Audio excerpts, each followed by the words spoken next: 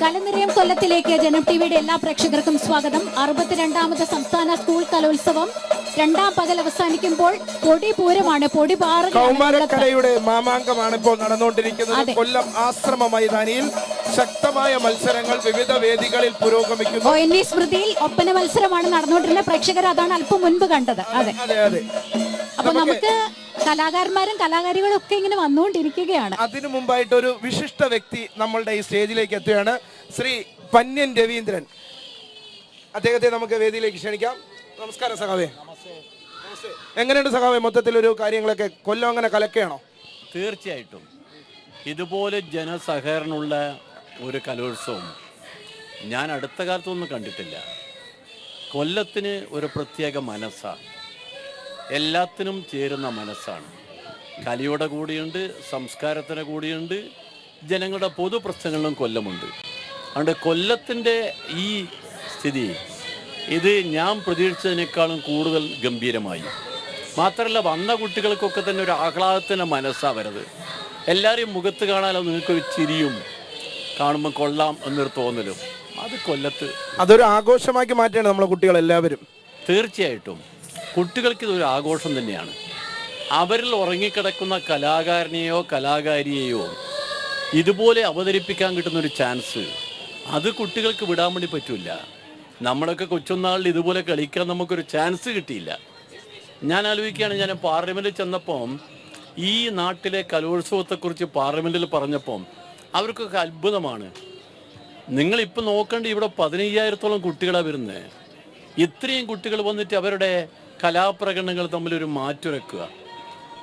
അതിൽ തന്നെ വളരെ പ്രധാനമാണ് കുട്ടികൾ ഈ മത്സരത്തിൽ പങ്കെടുക്കുമ്പോൾ അവർക്ക് ഈ മത്സരത്തിൽ നമ്മുടെ മുഴുവൻ കഴിവും പ്രകടിപ്പിക്കണം, അതിൽ നേടണം, അതിൻ്റെ കൂടെ പഠിച്ച് വലിയവരാണ്.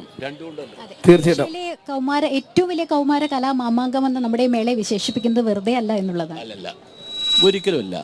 കാരണം ഇത് നമുക്ക് മാത്രമുള്ളതാണ്, ദൈവത്തിന്റെ സ്വന്തം നാടിന് മാത്രമുള്ള ഒരു പ്രത്യേകതയായത്. സഖാവ് നല്ലൊരു കലാകാരനും കൂടിയാണ്, അറിയാലോ.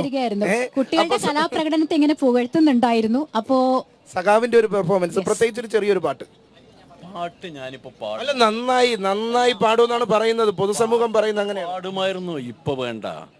ഇതൊക്കെ ഈ കുട്ടികളെ മുമ്പിൽ വെച്ച് ഞാൻ പാട്ട് പാടിയാൽ എന്നെക്കുറിച്ച് കുട്ടികൾക്കൊരു ധാരണയുണ്ടാകും, അതങ്ങ് തീരും കേട്ടോ. അതുകൊണ്ട് ആ പാട്ടിലേക്കല്ല പോണ്ടേ. പക്ഷെ പാട്ട് നമ്മളെ കുട്ടികൾ പാടുമ്പോൾ നമുക്കുണ്ടാവുന്ന മനസ്സിൻ്റെ സന്തോഷം. ഇപ്പം ഞാൻ പല മത്സരങ്ങളും കുട്ടികൾ പാട്ട് പാടുമ്പോൾ എനിക്കുള്ളൊരു ആഹ്ലാദം എന്താ, എത്ര വലിയ ഞാൻ യേശുദാസ് എന്ന് പറയുന്ന നമ്മുടെ ഗാനഗന്ധർവനില്ലേ, സത്യം പറഞ്ഞാൽ അദ്ദേഹത്തെ ഞാൻ പരിചയപ്പെട്ട തിരുവനന്തപുരത്തുനിന്നാണ് 2001. ആ പരിചയപ്പെട്ടപ്പോൾ എൻ്റെ മനസ്സിലുണ്ടായിരുന്ന ഒരു സന്തോഷം പറഞ്ഞറിയിക്കാൻ വയ്യ. ഇപ്പം ദാസേട്ടാ എന്ന് വിളിക്കുമ്പോൾ എനിക്കുണ്ടാവുന്ന ഒരു സന്തോഷം എന്താ, എന്നെപ്പോലെ നാട്ടിൻപുറത്ത് ജനിച്ച ഒരാൾ, ലോകമറിയുന്നൊരു മലയാളത്തിൻ്റെ ഗാനഗന്ധർവൻ, അദ്ദേഹമായി പരിചയപ്പെടുക, അദ്ദേഹം എന്നെ പേര് വിളിക്കുക, ഞാനങ്ങോട്ട് ദാസേട്ടാന്ന് വിളിക്കുക. ഇതൊക്കെ വളരെ പ്രധാനമാണ് കലാകാരന്മാർക്ക്. ഈ കുട്ടികൾക്കൊക്കെ ഇവിടെ വന്നപ്പോൾ കുട്ടികൾക്ക് അങ്ങനെ തോന്നിയിട്ടുണ്ടാവും, പ്രധാനപ്പെട്ട പലരെയും കാണുമ്പോൾ. കാരണം കുട്ടികൾ സ്കൂളിലോ അല്ലെങ്കിൽ കോളേജിലോ പഠിക്കുന്ന കുട്ടികളല്ലേ.